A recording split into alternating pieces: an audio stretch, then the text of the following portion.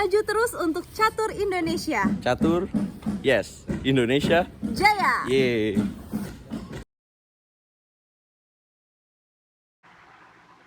Halo sobat pencinta catur, welcome back to channel RL Chess. Teman-teman, ini yang kalian tunggu kan? Ya, kalian selalu request untuk membahas perebutan gelar juara dunia antara Garry Kasparov melawan Anatoly Karpov. Nah, akan saya sajikan pertandingan yang cukup melegenda, teman-teman, di karir seorang Garry Kasparov.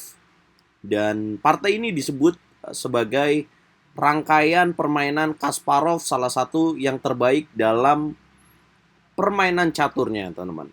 Di mana ini terjadi di kejuaraan dunia tahun 1985, perebutan gelar juara dunia melawan Anatoly Karpov. Buat teman-teman yang belum tahu bahwa Garry Kasparov menjadi juara dunia catur pertama kali di tahun 1985 ketika mengalahkan Anatoly Karpov. Dan dia menjadi pemain muda yang menjadi juara dunia termuda, lebih muda 11 bulan dari Mikhail Tal di tahun 1960. Langsung saja kita bahas ini dari game ke-16. Saat itu Anatoly Karpov pegang buah putih dan Garry Kasparov pegang buah hitam. Semoga kita bisa ambil pelajaran dari permainan Garry Kasparov ini. Karpov memulai dengan E4, kemudian dijawab dengan Garry Kasparov C5. Kemudian putih kuda F3 dan Kasparov E6. Sisilia, betul sekali. Kemudian Karpov menjawab dengan D4, pion C makan D4, kuda D4, hitam kuda C6. Kemudian Karpov memilih kuda B5 dengan maksud masuk ke petak D6. Kemudian hitam menjawab dengan D6. Ini merupakan Sicilian defense variasi Taimanov, teman-teman. Zen variation. Setelah D6, putih menjawab dengan C4. Cukup jelas idenya adalah untuk mengontrol petak D5 ini, sob. Kemudian Garry Kasparov menjawab dengan kuda F6. Putih kuda B1 C3, kemudian hitam A6. Kuda A3, dan langkah menarik berikutnya adalah D5 ini. Yes, Kasparov mendobrak dan memberikan satu pionnya. Karpov menjawab dengan pion C makan D5, pion E makan D5, dan pion E makan D5. Kemudian Kasparov kuda B4 dengan tujuan mengambil pion di petak D5. Karpov membiarkan dan lebih memilih gajah E2.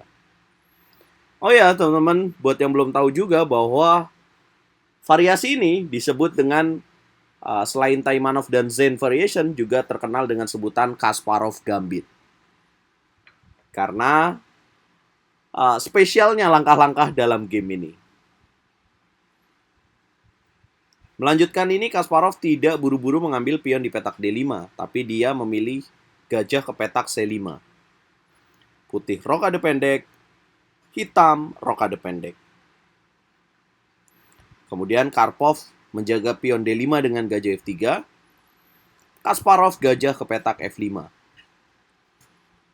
Selain mengembangkan gajah ke petak F5, gajah F5 ini bertujuan untuk memberikan tekanan lewat petak D3 ini, sob. Yaitu dengan memasukkan kuda ke petak D3. Karpov melanjutkan dengan gajah G5. Kasparov benteng E8. Kemudian putih menteri D2. Hitam B5. Putih benteng A D1. Dan hitam kuda D3. Ya. Octopus naik di sini. Kuda yang menutup kekuatan dari benteng D1 juga menteri D2. Kuda D3 ini sangat spesial ya, teman-teman. Karena memberikan tekanan pada pion F2, juga memberikan ancaman dengan B5 B4 ini. Merespon ini, Karpov menjawab kuda A3 B1, ya karena ada ancaman forking. Kasparov H6, kemudian Karpov gajah H4, dan B4 dilakukan oleh Kasparov.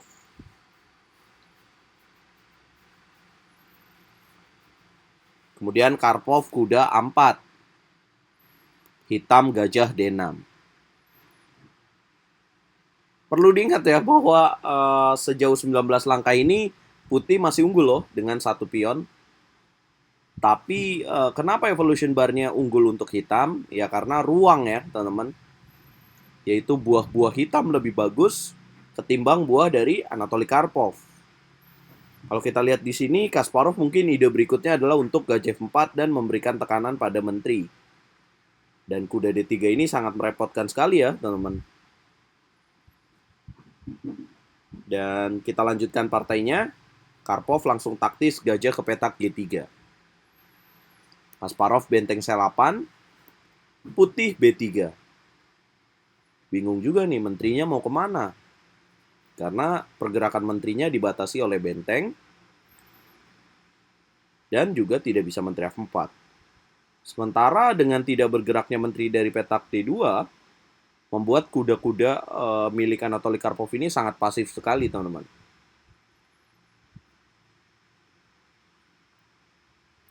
Setelah B3, kira-kira teman-teman kalau jadi Kasparov akan jalan apa nih sob?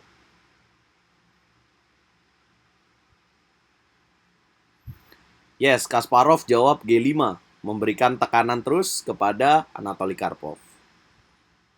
Putih gajah makan gajah, menteri D6, dan putih G3. Dengan ide memberikan tempat untuk gajah di petak F3 kabur. Kemudian Kasparov kuda ke petak D7, manuver, dan putih gajah G2. Kemudian Kasparov menteri F6, Karpov A3. Kasparov tidak mau memakan pion A3 dan dia menguatkan pion B4 dengan A5. Pion A makan B4, pion A makan B4, dan Karpov menteri A2. Ya, jelas banget idenya adalah untuk memberikan perkembangan buah kuda ke petak D2. Kemudian Kasparov menjawab dengan gajah G6. Tujuannya apa?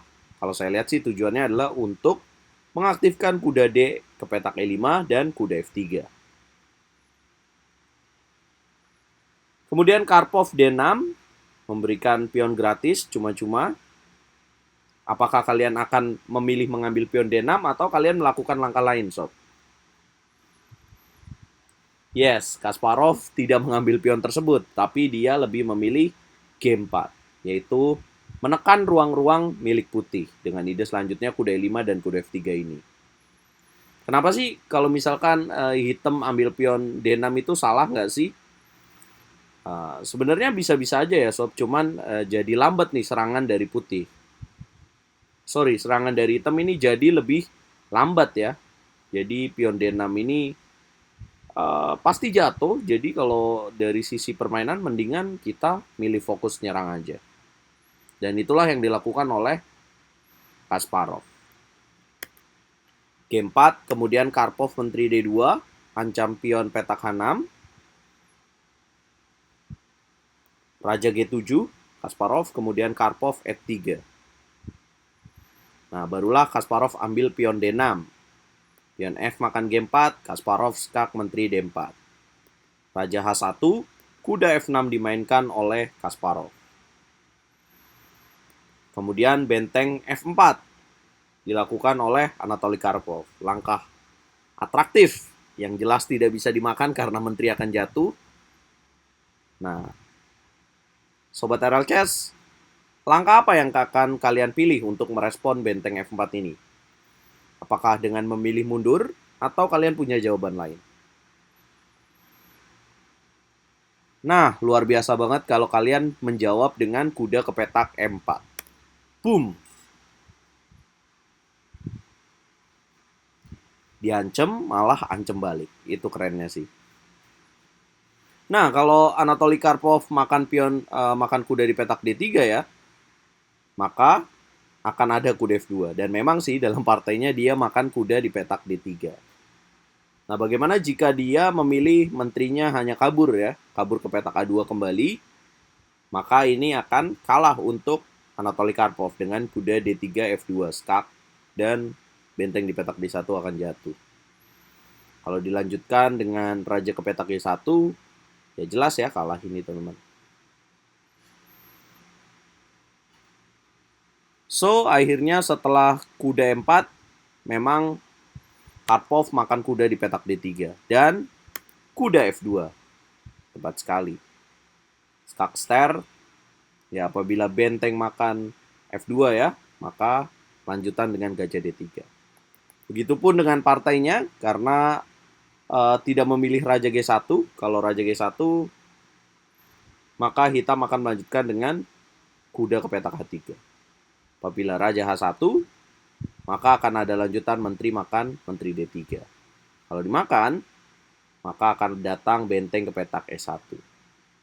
Benteng F1, akan ada benteng F1, gajah F1, dan gajah ke petak E4. Gajah G2, akan datang benteng ke petak C1. Benteng D1 dan checkmate. Oke. Kuda E4, menteri D3, kuda F2, benteng F2, dan Kasparov mendapatkan menteri milik Anatoly Karpov. Kemudian Karpov benteng FD2 dan Kasparov menteri E3. Benteng makan gajah. Kemudian Kasparov melakukan langkah benteng C1. Yang pasti udah kalah sih ini dengan kehilangan menteri. Ya, apabila benteng makan menteri, maka akan dijawab dengan benteng D1. Ya, pasti kalah juga, teman-teman. Apabila gajah F1, maka benteng E3. Apabila raja G2, maka akan dilanjutkan dengan benteng B3.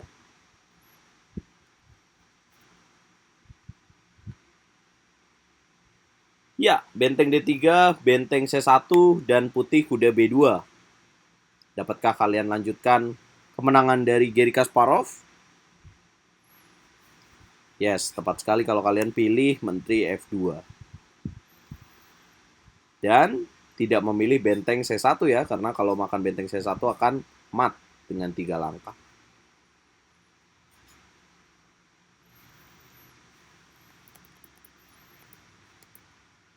Kemudian putih memilih kuda D2. Dan Kasparov benteng makan benteng D1, kuda D1, dan benteng E1. Karpov menyerah di game 16 perebutan gelar juara dunia tahun 1984. Teman-teman. 84-85. Nah, apa pelajaran yang kalian ambil dari sini? Ini luar biasanya Garry Kasparov ya. Memang gaya permainannya adalah sangat taktikal. Dan itulah mengapa pembukaan ini dengan pion maju petak D5 ini dikenal juga dengan Kasparov Gambit. Yang pasti game ke-16 ini sampai hari ini masih dikenang sebagai salah satu permainan terbaiknya dari Garry Kasparov, teman-teman. Nah, coba request game dari kejuaraan dunia apa lagi yang akan kita bahas. Luar biasa ya Kasparov.